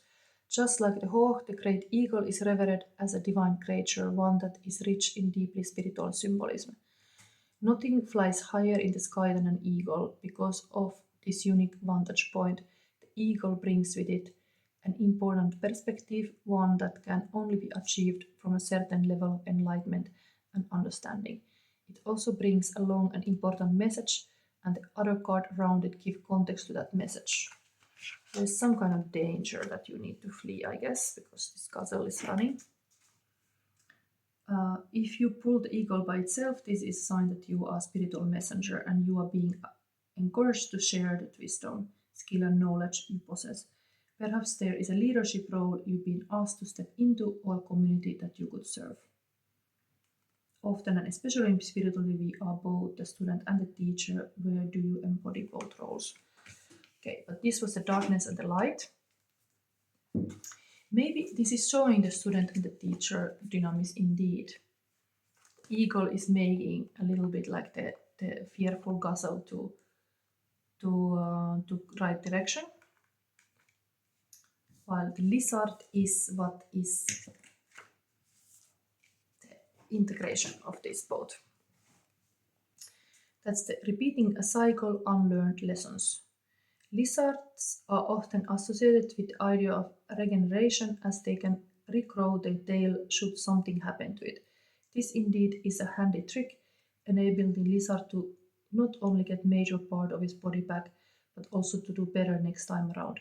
When lizard energy is present, we too are being offered this gift. This card is also an invitation to take a moment and ask yourself why this cycle is recurrent. Lessons have a way of repeating themselves time and again until we learn and integrate them. And this was asking to integrate some lesson. It may take us a few times to even recognize the common thread between situations, but once we do, we are presented with a choice. Learn, grow, evolve, do better, be better, or don't. And the same lesson will circle back around soon enough. If this card has arrived in your reading, it's likely that at this moment the latter has been true for a while. Consider especially the other cards around the lizard. What do they reveal about the crossroads where you are standing at this moment? There are some omens, there is like a stars guiding you. Interesting. The lesson, the study is also here. Really, you are asked to learn some lesson from whatever past situation you are having. You were running away. You have to learn the lesson from those situations. Why did you leave? What kind of spiritual message you got or you're getting? These on the dark side, let's say. You're getting them from the dark side, this message. You're learning something from the darkness. Okay? Now let me show you the advice card that comes from this very dark Anubis Oracle. This is for you, pile number 3 for the Neptune in Aries. It is the higher love and wisdom, hot horset and budget. Interesting.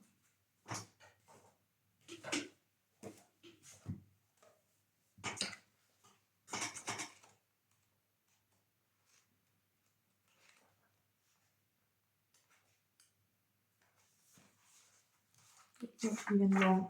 It's nice but short. So pile number 3, I hope it's still going. Yes. The magical hot horse unconditional love prepares us to meet our shadow selves.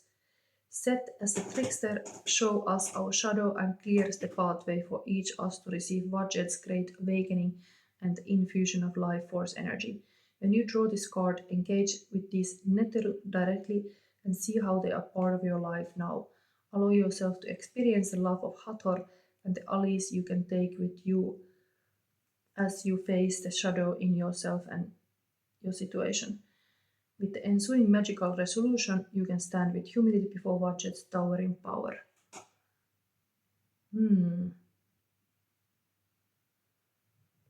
So Set is a trickster, Vajjet is a great awakening, and then we have this Hathor love. Wow, we have to kind of integrate this all. It's almost like these things are here, like gazelle. This is like a very loving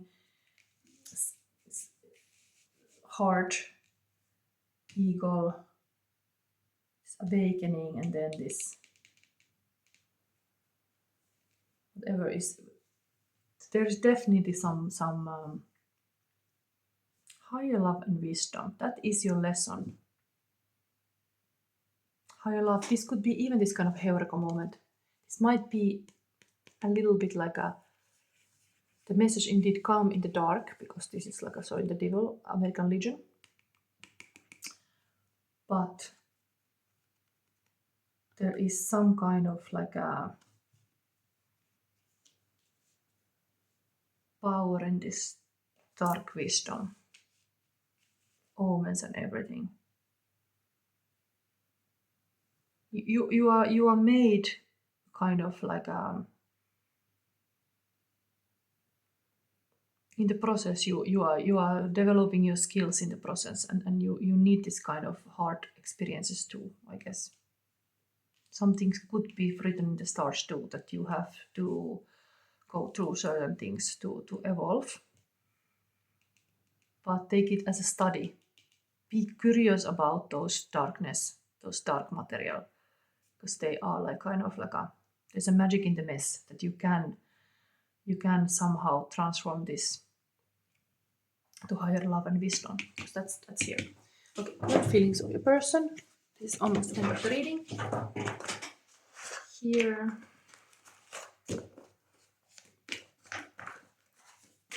Feelings of your person. Who is the person who loves you? Who cares about you? This is love reading after all. We have here light in the end of the tunnel, really like this. You guide me through gateway into higher dimensions. I will power of love now, sacred space between us. The magnetism, heart chakra is opening. Wow. Different feelings of a person. Hold me in your heart tonight in the magic of the dark moonlight. Save me from this empty fight in the game of life. Abracadabra by Lady Gaga. Then we have here younger twin flame brings a sense of wonder, energy, and spontaneity that can inspire the older twin to rediscover part of themselves they may have forgotten. The connection is about balance, where together they create synergy, where they complement each other. Perfectly. Who knows? Is this the man and a female here? Twin flame energy. Interesting. Let's see this. And brings your person. Oh, this came again. So, inattention to possible 5 roles behaviors leads to a life without intention. So, bring awareness to them. Activate your full personal power in each moment. Purpose is the greatest bridge to now. So these roles are observer, director, guardian, warrior, lover, and leader. I think there's more than 5, maybe 6, but own the moment, life comes back, high 5. So you should embody those to be intentive. Bob Marley, if it takes money to be happy, your search for happiness will never end. One love, wish for unity and goodwill. Last but not least, this is Let Me In is a song about the struggle to find true happiness and the people and places that have brought me closest to it in my life. I wrote it in on the first day I got to Nashville last summer. I hadn't written a song in a while, so it felt like it captured something I had been trying to say for a long time. Dermot Kennedy has said in about Let Me In that came out March 2025, and in the song it says, "'Cause I know there's room where I'm happy, but I can't find my way to the door."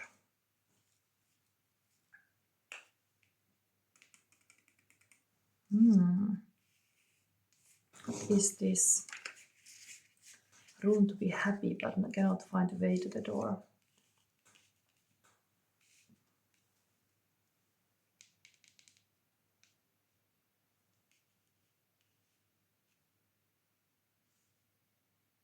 I want to verify still something.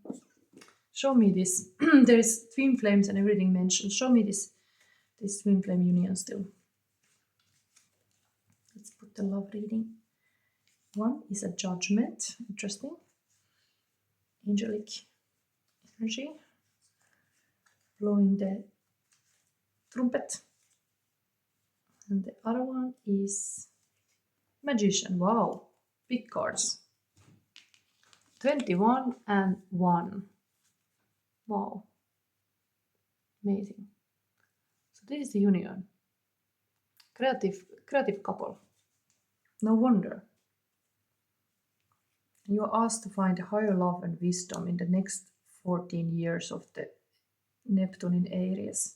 There's definitely magic and creativity, and of course, knowing knowing what is in those boxes, those like mouses are rising, like when the person is playing the music here. But it's really this kind of enchantment.